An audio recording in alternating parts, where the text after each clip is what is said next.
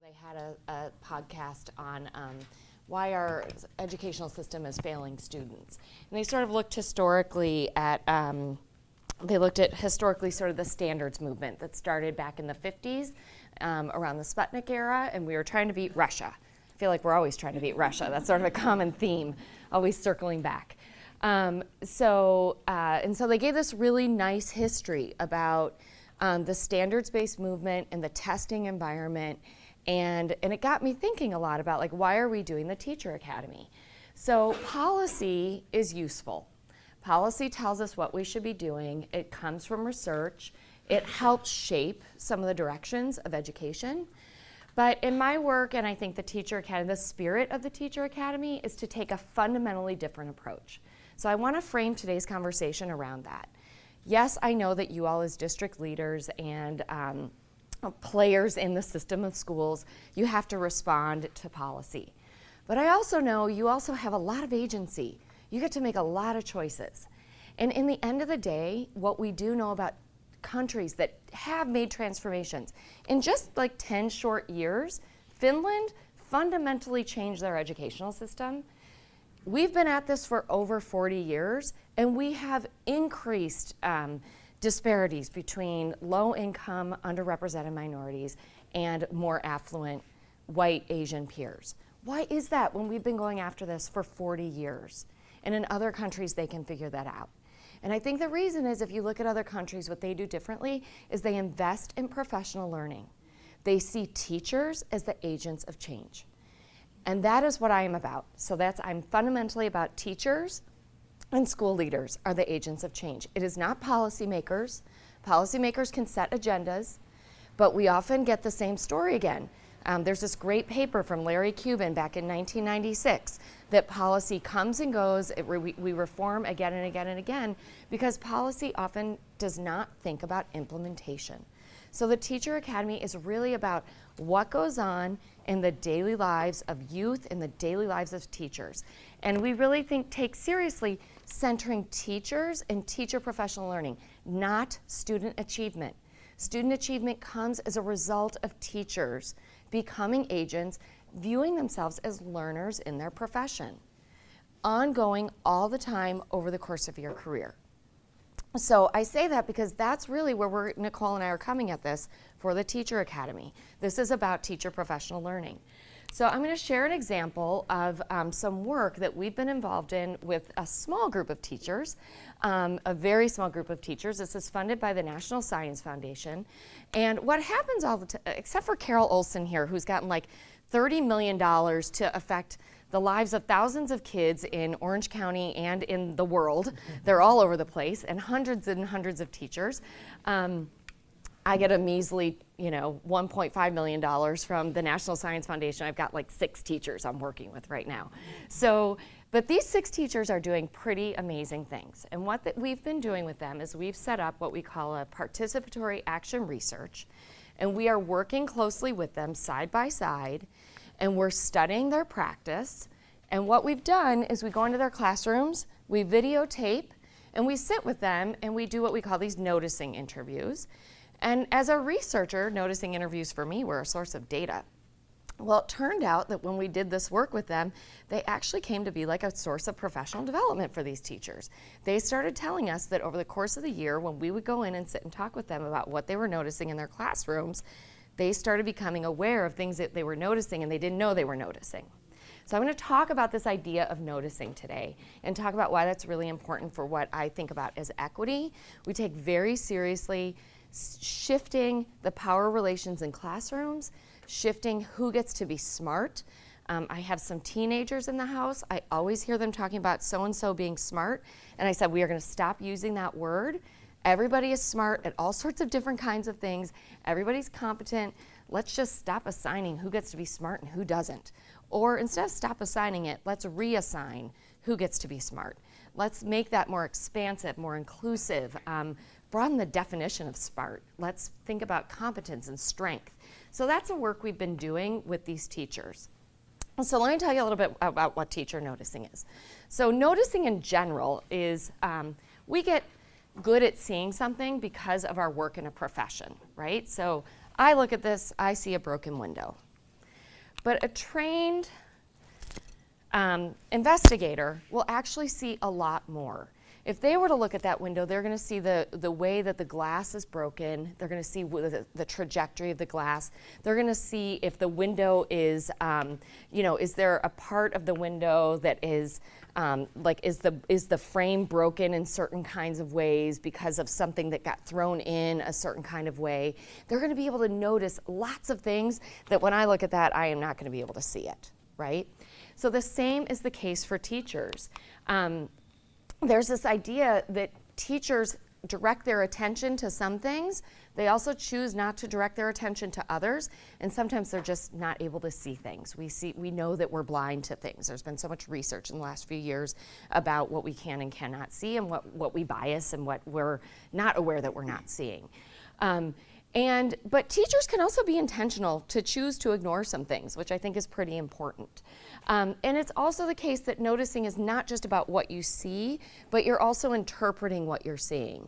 So we can observe a student who might have her head down on her arm on her desk, and some students might interpret that the student is disengaged, uninterested, being oppositional. Other people can interpret that as a student has an unmet need. Okay, so anything we see, a student tapping a pencil, bouncing their leg, there's lots of different ways to interpret that. And we're constantly doing this all the time, right? So in the work that we've been doing, let me also just say really quickly, this idea about noticing is it's also culturally shaped. What we come to see is important, and what we come to, how we interpret it, is shaped by our culture of schooling. It's shaped by who we are and how we've lived in the world. It's shaped by the places we situate ourselves in a school, in a district, shaped by all sorts of things, right?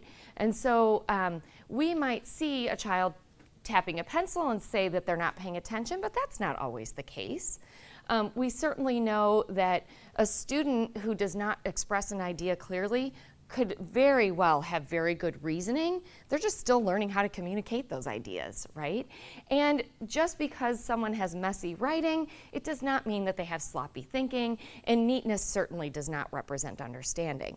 But we can always see, we hear these sort of narratives that exist in the world that, the kid who comes in and their handwriting is so neat, and we all know that if we look at elementary and middle school girls, they like to have that neat handwriting, and it's a nice way of demonstrating that they have understanding. And we've got these narratives that exist in the world. So in this work, we've been trying to figure out what some of those narratives are. Why does teacher noticing matter, and what kinds of things matter?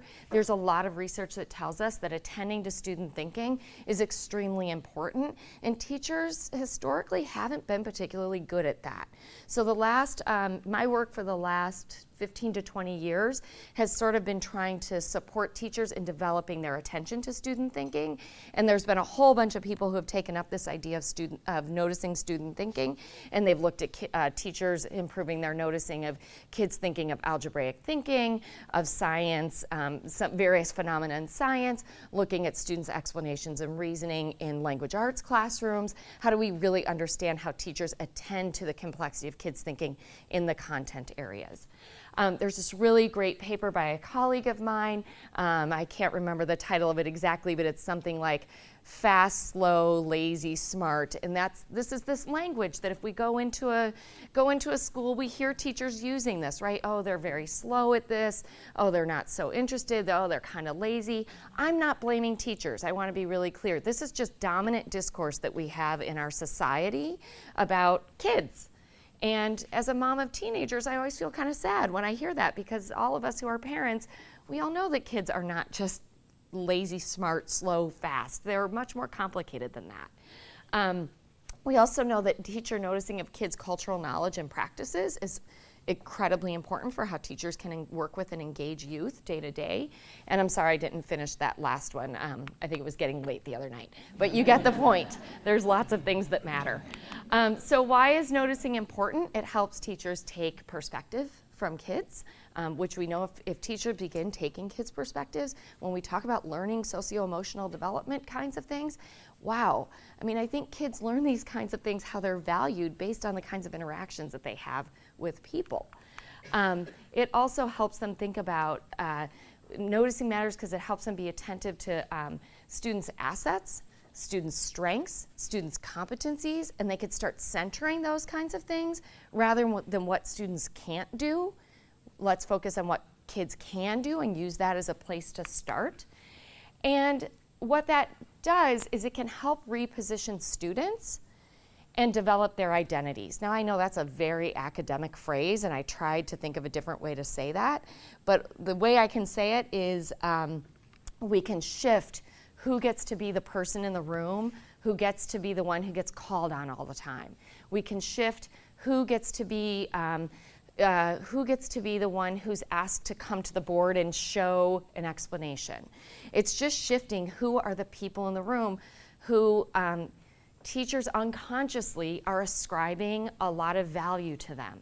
And if you start paying attention to lots of different assets and strengths that lots of different people have, then you start to reposition who gets to be the one who gets seen as sort of the rock star in class that day, right? And what does that do for kids? It helps them develop their identities. And I care a lot about academic achievement, though there's a whole lot of other things we should care about for kids.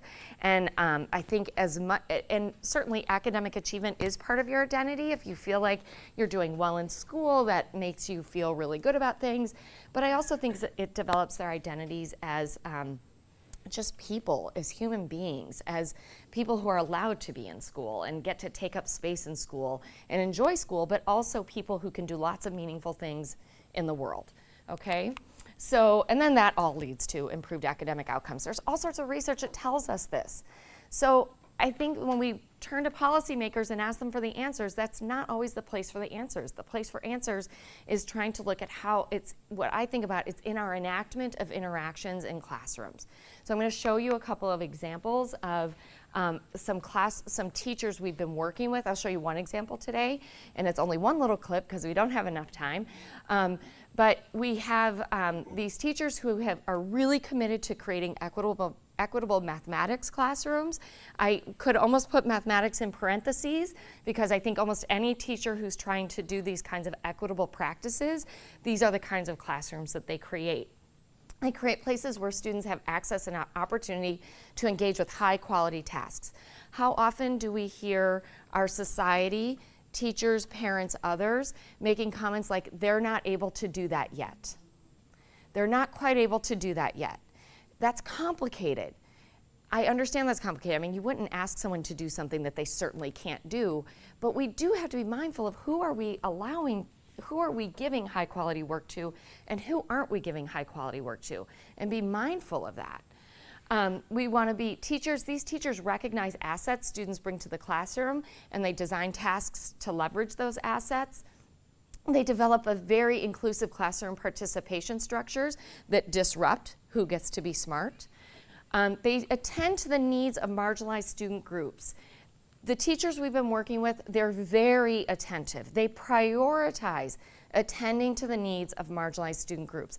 And I mean students who the data is showing us, these are students who are not advancing and achieving as much as their peers. And they are highly attentive to this.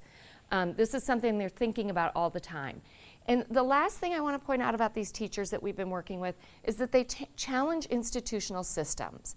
I love working with these teachers because they are really pushing against the testing environment. They're pushing against what policy is asking them to do, because they actually know that is not what, it's damaging the students in their classrooms. And I think they really care about not damaging the kids in their communities. Don't get me wrong, they recognize this is a tension that they work in day to day, because those test scores matter for them, they matter for their school. They don't matter quite as much as they used to, but they still matter. And this is a tension that these teachers work in. And I've been so privileged to sit at the table and listen to the teachers talk about this tension.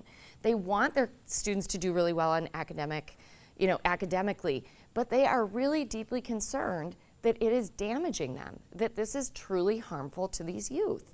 And they're really trying to figure that out. So what we've done with them, I'm not going to show you Raymond because the video, the quality of the video is a little bit too low. I'm going to show you a teacher in just a second. Let me set it up a little bit.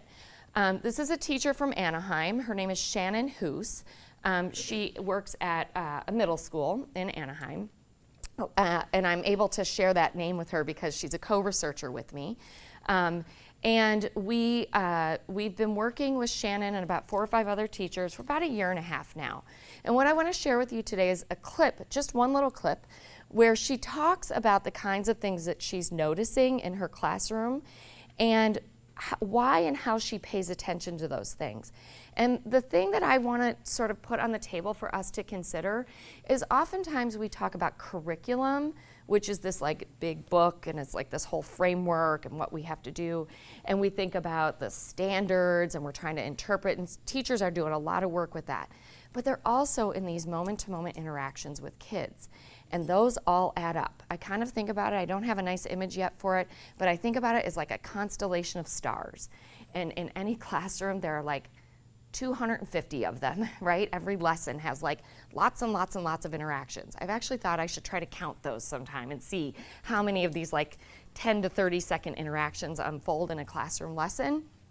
And in each of those interactions, the way that the teacher attends to the student, attends to what the student is thinking and doing, and attends to how they're organized in the group, and attends to how that fits into the trajectory of the lesson, all of those interactions, day after day after day after day, so think about all those interactions, leads to the kinds of experience that the youth is having in a classroom.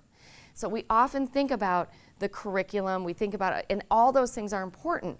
I'm also saying let's add to the conversation the interactions that teachers are having and how all those add up to the kind of experience that a student has and the way that they experience that classroom and the way they are noticed and enabled to take up space.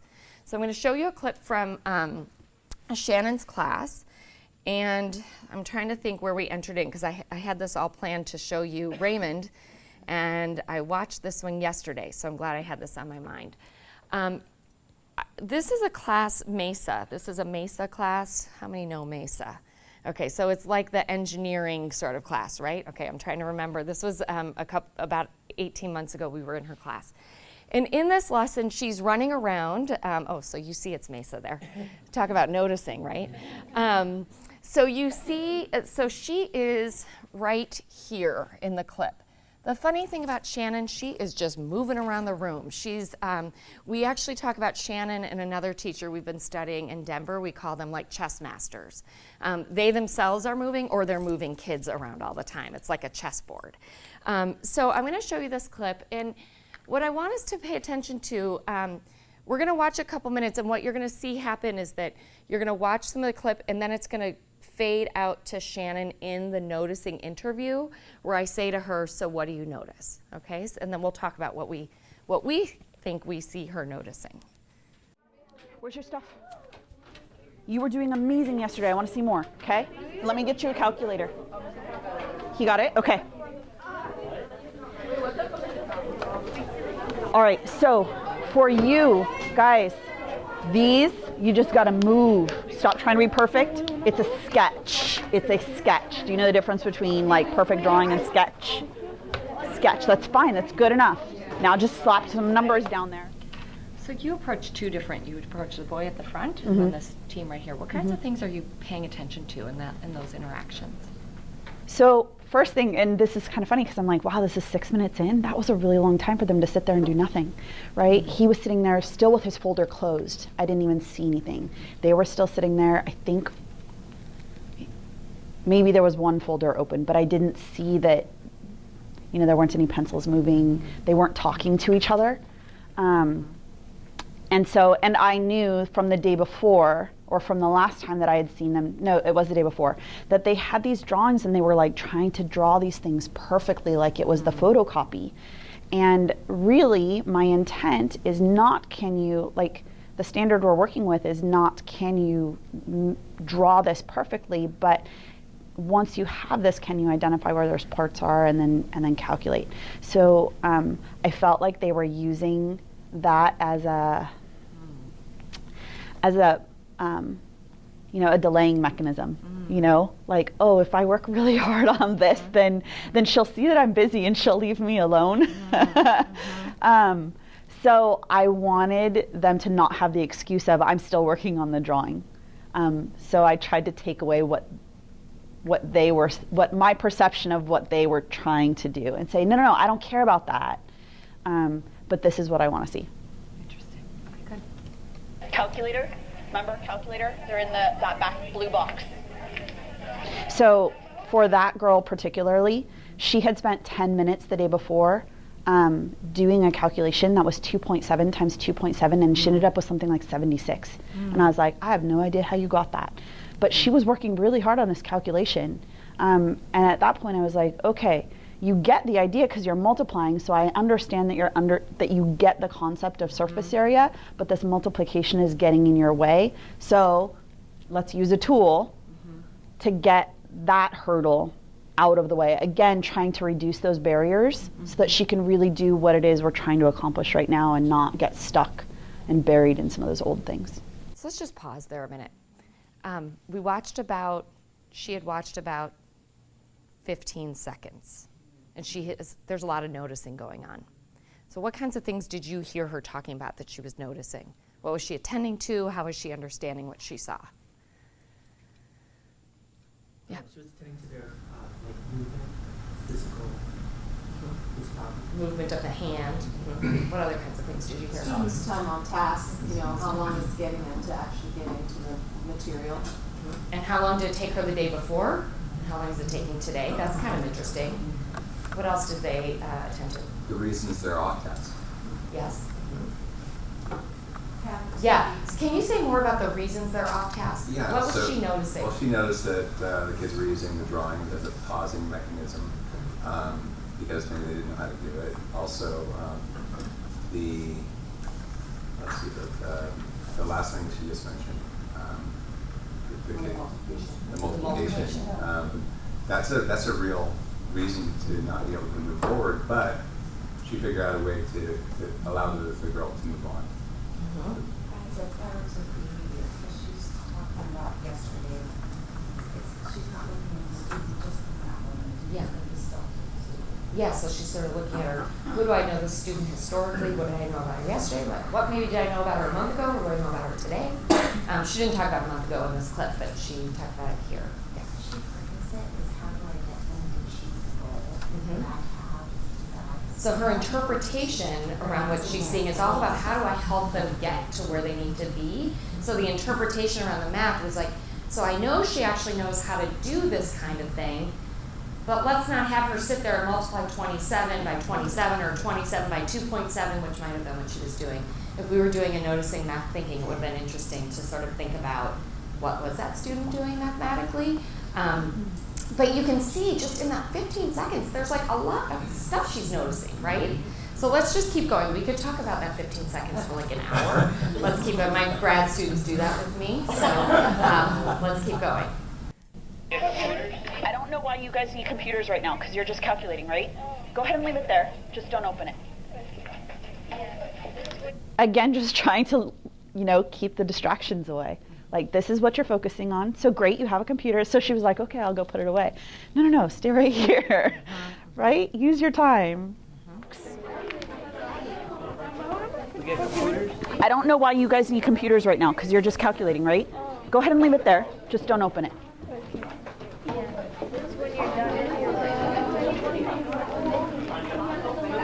So let's go. Yes, sir. Quickly. Do you just want a new piece of paper? Please. Okay. Same. No, his paper, he had scratched out his answers 3 or 4 times. I used to be super intense about using pencil, right? Because math and pencil. And it just became a battle. Why don't you have a pencil? And I was like passing out pencils left and right. Now I kind of don't care. Like, if you have something to write with, that's all I care about. But his paper was so scratched out, it was really hard to see what it was he was trying to do now. So it was just like, here, have a new paper. So what's the sort of chuckling about? are people what are you responding to? What are you noticing that she's attending to, and how are you understanding what she's thinking here? She's trying to address their needs just immediately and get them moving. Yeah. Get them focused and back working. Yeah, and I think that's the kind of thing that we're thinking about with this group of teachers is, in that case, it's sort of like, one of the reasons I showed that clip is because I really like the fact that she said, I used to think about this, now I don't care about that anymore. That's this idea of teachers focusing on some things and learning to disregard some things, like learning to untrain ourselves from the things that the world tells us should be the things we focus on. If any, we know from like therapy and things, it takes a long time actually to change these kinds of things. So when I think about the professional learning opportunities teachers need, it has to be long-term and sustained, and it has to be a part of what they do day to day, and it has to be sort of embedded in their practice. That's the challenge that we have in this country, is like sort of thinking about how to do that kind of work, right? So I use that because this is what I think about when I think about all these sort of noticing moments. They're like adding up. And each of these noticing things communicates to a student sort of their worth in terms of how a teacher takes up or not their idea. I mean, the teacher could have said, why is there all this scribbling on this paper? You should be using a pencil. Imagine the narrative that could go on around that, right? We have another teacher whose students come in late, and the first thing he looks at is, do they have a pencil? If they don't have a pencil, he just walks up and hands them a pencil. There's no discussion about, why don't you have a pencil today? I mean, imagine that. We all know that story, right? And it says something to a student that then communicates like, can I do math? So it's like, can I do the content? Can I be a, parentheses, scientist, mathematician, a writer? Because all the ways that a teacher's talking to them communicates something to them about, can they be in that space and be that kind of person, which has to do with that positioning identity.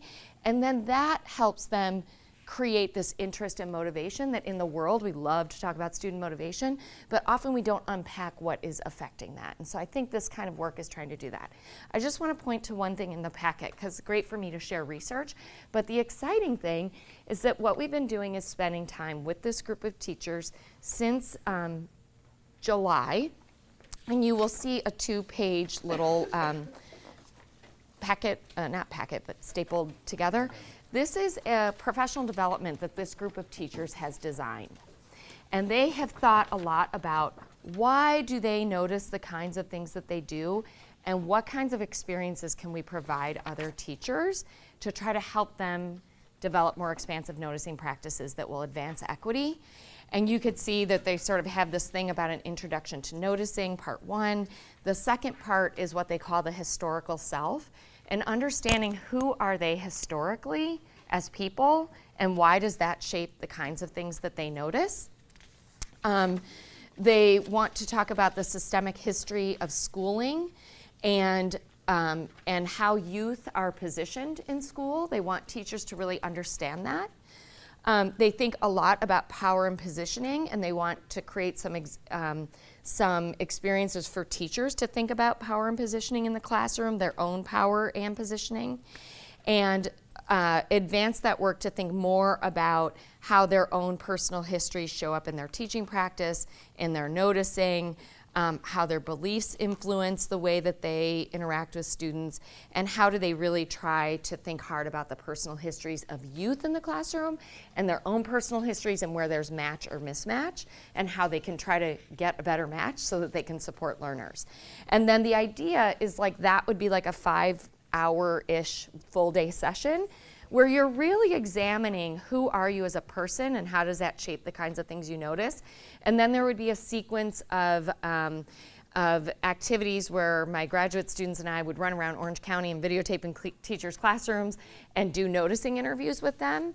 And I have to figure out how to create a space, create that in a way that makes sense. We've actually talked about this group of teachers becoming coaches who then do those noticing interviews with other teachers. I'm kind of thinking of like spreading it that way. And the idea is that teachers then come together about once a month and share with each other what are the kinds of things that they're noticing, and do some interrogation of their own blind spots as well as some of the strengths in their noticing, try some things out, and try change their noticing by being in conversation with other people who have more expansive noticing practices. And then at the end say, okay, well, now that I've really thought hard about my noticing, what am I going to do in my practice intentionally so I can try to be more responsive to students in the moment. So this is professional development. We're going to try to run it with another group of teachers in Anaheim this summer. And the goal is that next summer we would then offer it through the Teacher Academy. So I just want to give you a piece of something that is in development that we hope to offer more widely.